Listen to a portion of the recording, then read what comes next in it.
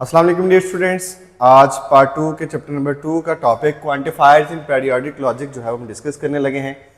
इससे पहले बेटा हमने पिछली वीडियो के अंदर पीरियोडिक लॉजिक के बारे में बात की थी, जिसमें पीरियोडिक और लॉजिक के बारे में प्रेडिकेट प्लस वेरिएबल के बारे में हमने बात की थी।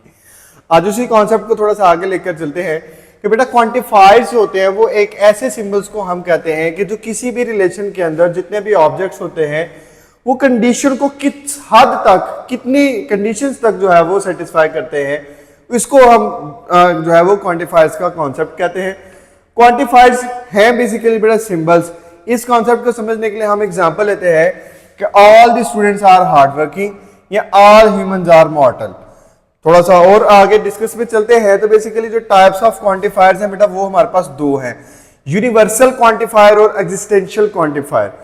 वन बाय वन डिस्कस करते हैं बेटा। यूनिवर्सल क्वांटिफायर जो होता है बेटा उसके लिए सिंबल जो है वो हमारे पास ये यूज होता है। आप उल्टा वी लिखेंगे और यूं करके ऐसे करेंगे तो ये हमारे पास यूनिवर्सल क्वांटिफायर का जो सिंबल है वो बन जाएगा। इसको हम यूं पढ़ सकते हैं। इसके लिए दो चीजें हैं, या तो फॉर ऑल या बेटा एवरी का वर्ड जो है वो यूज होता है। आप इन दोनों के तौर पर इसको जो है वो यूज कर सकते हैं। इसकी जो जनरल फॉर्म है v of x into P of x होती है। अगर हम इसके मतलब को पढ़े तो हम कह सकते हैं कि for the every x there is a p of x which is true. Okay, इसको हम फर्दर अपने कॉन्सेप्ट को एक्सप्लेन करने के लिए बेटा एग्जांपल लेते हैं। फॉर एग्जांपल हमारे पास एक मिसाल है कि all students are hard working. अब इसमें बेटा जो स्टूडेंट वाला ये पोर्शन है ये बेटा आपका प्रेडिकेट है, और बेटा ये वाला जो पोर्शन है ये भी आपका प्रेडिकेट है, और हर एक प्रेडिकेट के साथ एक वेरिएबल जो है वो अटैच होता है। हमने एक प्रेडिकेट यहाँ पे स्टूडेंट ले लिया और x हमारा वेरिएबल है। एक प्रेडिकेट हमने हार्ड वर्किंग ले लिया और x हमारा वेरिएबल है। तो हमने लिखा x is a student, x is a hard working. अगर हम इसको बेटा क्वांटिफायर्स की मद में जो है वो एक्सप्लेन करेंगे तो हम लिखेंगे for all students of x। ये जो सिंबल है बेटा ये आपके यूनिवर्सल को रिप्रेजेंट करने के लिए इस्तेमाल होता है कि वो सारे के सारे स्टूडेंट जो है वो हमारे हार्ड वर्किंग है।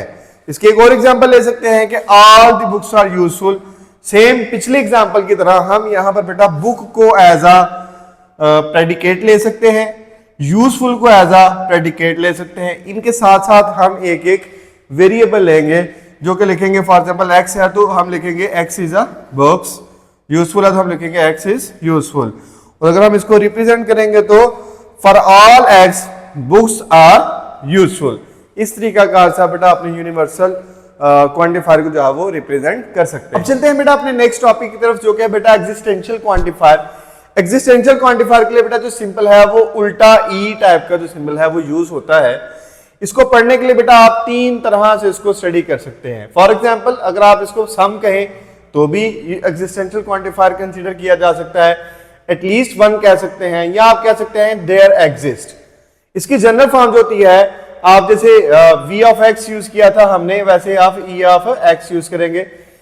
अब जब इसको हम इस तरह से लिखने के बाद पढ़ेंगे तो हम कहते हैं for some x there is a p of x is true. पिछले में क्या था, for all the x there are p of x true, और इधर किसी एक x के लिए जो हमारा कोई एक p ऑफ x है वो ट्रू हो सकता है। इसके एग्जांपल अगर लें तो हम कोई सी भी एग्जांपल ले सकते हैं। जैसे हमने लिखा सम स्टूडेंट्स आर एब्सेंट। अब स्टूडेंट्स को दोबारा प्रेडिकेट के तौर पे ले लिया हमने और वैसे ही लिख लिया जैसे हमने पहले लिखा था। एब्सेंट को भी हमने प्रेडिकेट के तौर पे ले लिया और जो x है वो हमारा वेरिएबल के तौर पर यहां पर यूज होगा। ठीक है, अब जब हम इसको क्वांटिफायर्स की सिंबल्स के साथ रिप्रेजेंट करेंगे तो हम कहेंगे for some x students are absent. ठीक हो गया बेटा। इधर हम एग्जांपल ले सकते हैं कि सम स्टूडेंट्स आर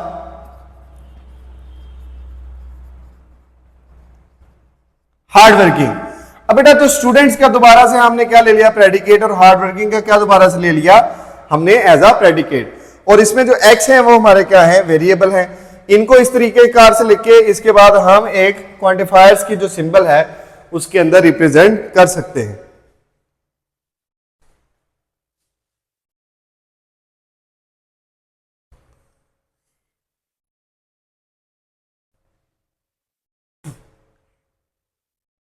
नेक्स्ट बेटा हमारे पास बड़ा एक इंपॉर्टेंट कॉन्सेप्ट है, difference between universal and existential quantifiers. इसकी एक एक एग्जांपल मैंने यहां पर आपके सामने लिखी है कि फॉर एग्जांपल एक एग्जांपल है हमारे पास every student is a present, इसको हम कुछ इस तरीकाकार से रिप्रेजेंट कर सकते हैं। याद रखिएगा यूनिवर्सल में ये वाला सिंबल यूज होगा और आपके जो एग्जिस्टेंशियल है उसमें एंड का जो सिंबल है वो यूज होगा इस चीज को एक्सप्लेन करने के लिए। अब देखिए इसमें हमने सम स्टूडेंट की बात की है, उसमें हमने फॉर द एवरी स्टूडेंट बात की है। इसके अलावा बेटा एक और कॉन्सेप्ट इसके अंदर यूज होता है कि आप मल्टीपल क्वांटिफायर्स को भी यूज कर सकते हैं। मल्टीपल क्वांटिफायर्स में क्या होता है कि यूनिवर्सल और एग्जिस्टेंशियल दोनों को इकट्ठा यूज किया जा सकता है। मिसाल के तौर पे हमारे पास ये एक स्ट्रक्चर है बुक के अंदर दिया हुआ, अगर हम इसको पढ़े तो हम कह सकते हैं ये है हमारा, अगर हम यूनिवर्सल, ये बेसिकली हो गया for all x there is a y in which x is less than y. तो इसके अंदर क्या हुआ, हमारा जो यूनिवर्सल है और जो हमारे पास एग्जिस्टेंशियल है दोनों इकट्ठे जो है वो यूज हो गए।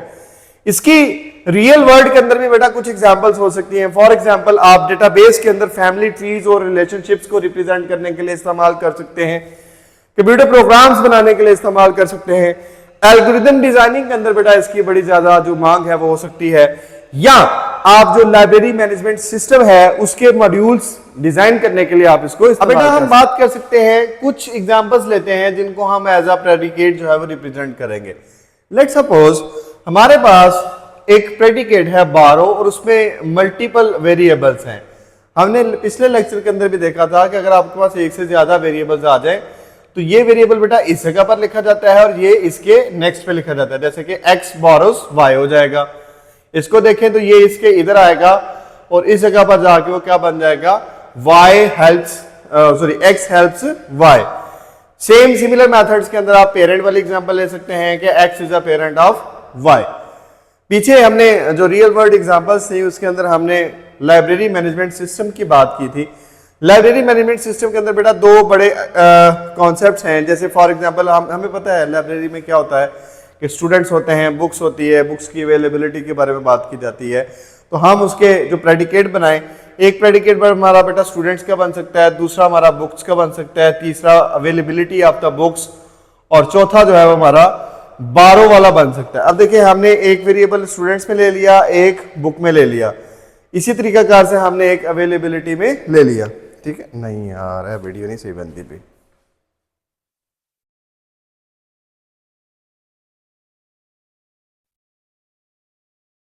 लाइब्रेरी मैनेजमेंट सिस्टम को बेटा अगर हम एक्सप्लेन करें तो इसके अंदर हमारे पास कुछ प्रेडिकेट्स हो सकते हैं। फॉर एग्जांपल स्टूडेंट्स, बुक्स, उनकी अवेलेबिलिटी और उनको बारो करने के मेथड्स। और अगर उनके वेरिएबल्स को बनाएंगे, स्टूडेंट का वेरिएबल x हो सकता है, बुक्स y से रिप्रेजेंट किए जा सकते हैं, अवेलेबिलिटी ऑफ द बुक्स भी बेटा y से रिप्रेजेंट किए जा सकते हैं। और उनको बारो करने के लिए जाहिर सी बात है स्टूडेंट्स ही जाएंगे। स्टूडेंट्स को हमने x से रिप्रेजेंट किया हुआ है और बुक्स को हमने y से रिप्रेजेंट किया हुआ है। इसी चीज को हम एक एग्जांपल के थ्रू अगर एक्सप्लेन करते हैं तो लेट्स सपोज हमारे पास एग्जांपल है एवरी स्टूडेंट बारो बुक। अब बेटा हम इसको क्वांटिफायर्स के थ्रू अगर करें तो देखिए हमने लिखा है for all students there are some books which can be borrow by the students. इसको अगर तोड़े तो ये बेसिकली यू बनेगा। और एक और एग्जांपल अगर ले तो हम कह सकते हैं अहमद बारो अ बुक। अहमद अब हमने एज अ स्टूडेंट ले लिया, जो यहां पर आ रहा है ना हमारा एक्स की जगह पर हमारा अहमद आ जाएगा। इसको अगर लिखे तो हम देखें some books can be borrowed by Ahmad. ठीक है, इसको हम क्वांटिफायर्स के थ्रू ऐसे रिप्रेजेंट कर सकते हैं। अहम टॉपिक था और इसमें से ज्यादातर शॉर्ट क्वेश्चंस बन सकते हैं, तो कोशिश कीजिएगा आप इसको समझने की। इंशाल्लाह उम्मीद करता हूं कि बेटा आपको इस कॉन्सेप्ट की समझ आई होगी। हमारे चैनल को सब्सक्राइब करें ताकि आने वाली वीडियोस के बारे में आपको मुकम्मल इंफॉर्मेशन मिलती रहे। दुआ में याद रखिएगा। अल्लाह हाफिज।